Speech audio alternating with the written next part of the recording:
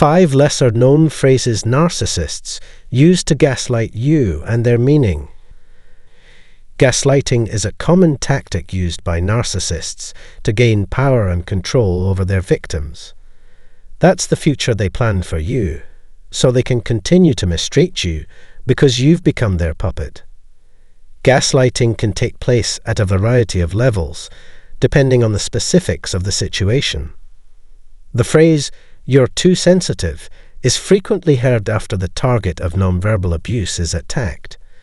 "You don't see things from my perspective." What this means is that everything you're describing is entirely fictitious and exists only in your dreams. Your best bet is to treat the details of what happened as hypothetical. In this essay, though, we'll focus on a few specifics that are sometimes left out of descriptions or illustrations of gaslighting. Greetings, friends and neighbours. 5 gaslighting statements that narcissists employ to distort reality and exonerate themselves from blame will be discussed in this section. If you're interested in learning more, you can subscribe to my channel by clicking the button and then the bell icon. If you could start, thank you. To begin with, it's just the way our brains work. Narcissists try to justify their cruel behavior by presenting their views as objective facts about life and the human condition. They would like you to believe that this is typical of people everywhere. This individual is trying to force their perspective on you by convincing you of something. You guys are the outliers because most people are exactly like a narcissist. You are the social pariah who has no concept of how the world actually functions. Thus, the blame and guilt rest squarely on your shoulders. Since Narcissist, who views themselves as authority figure, knows more than you do, you should change who you are and how you interact with the world. And now questions your intelligence, training, and ability to navigate the world. As unpleasant as it is, you feel like a diminished version of your true self. You start to doubt the reliability of your newly acquired information. Spending time with a narcissist can cause you to second-guess yourself and your life choices. Actually, it has zero impact. As the adage goes, there is nothing more important than right now. They claim this is the way the world is. It's been said that you're too naive, that you don't know any better, that you don't comprehend, etc.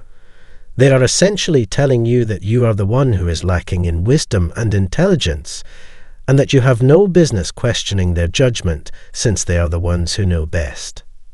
Second, what you're saying makes no sense to me. It's embarrassing when someone accuses you of doing something you know you didn't. To promptly absolve oneself of blame, they end up feeling stupid because of it. They act as if they know nothing about the topic at hand. They want you to assume that they are blissfully ignorant of the mistreatment you are currently receiving.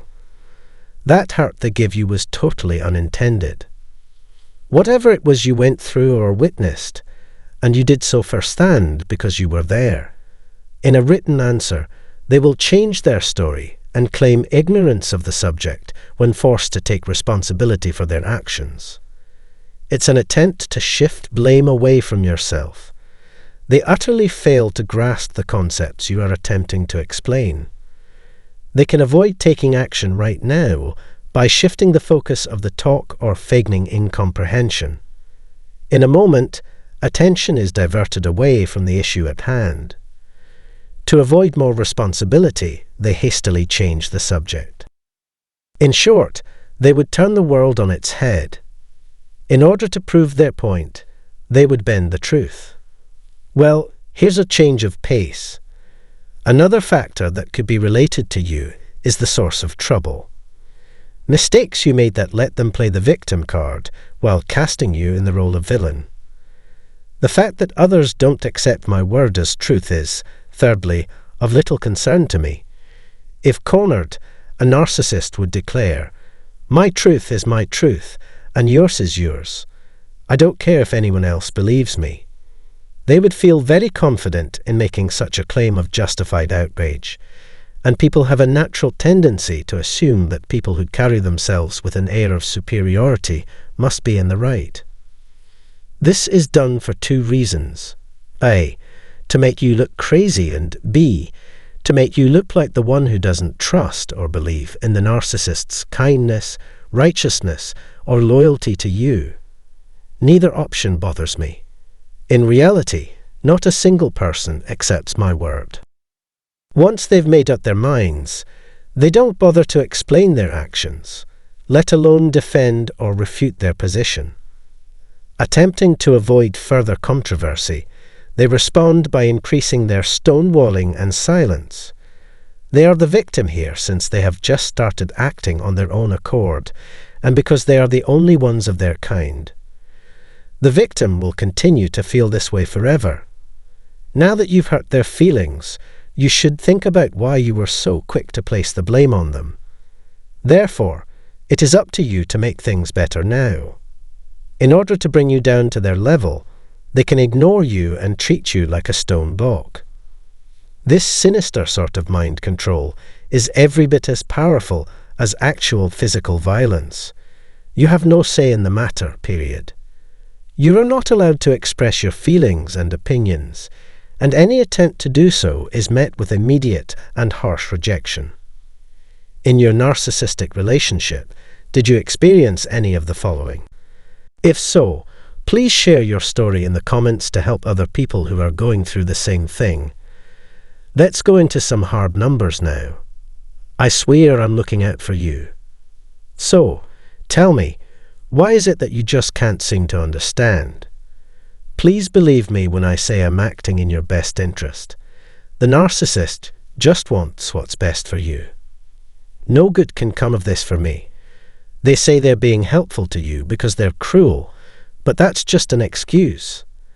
To get what they want from you, they need you to believe that they care. Greenhouse, all you're doing is conforming to their illogical regulations and submitting to their authority. It's a sneaky strategy for getting you to lower your guard while pretending to be your defender, sympathizer, or someone who genuinely wants what's best for you. That the tides swing in your favor and that you experience the fulfillment and success you deserve. They completely disregard you as a person. As soon as you threaten their authority, they shift the blame or play the guilt card. Why? This is because they intended to look out for your interests. It is you who is casting doubt on their veracity. Then, how on earth did you manage to pull that off? How inconsiderate and ungrateful you must feel in light of all this. If you questioned your goodwill, you may say, "I'm such a horrible guy. There's no way I could hurt someone as sweet and lovely as you. Have a look at how cool these are. While I sit here while they make up stories about me, I am the subject of their speculation. It's just me, a lone crazy person who thinks they might be up to no good. Just to be clear, I am. They have no right to have anything to do with me, horrible as I am. You let your guilt get the best of you, to the point that you accept their acts and give in to their demands without question. Join me. It's impossible to hold them accountable for anything. They bear no responsibility at all. The person is protecting themselves from the realization that they are harming you by posing as someone who has your best interests at heart. Like the proverbial wolf in sheep's clothing, they are dangerous since nobody would suspect them. You'll suffer injury from them. They're slowly killing you with poison, and you don't even know it.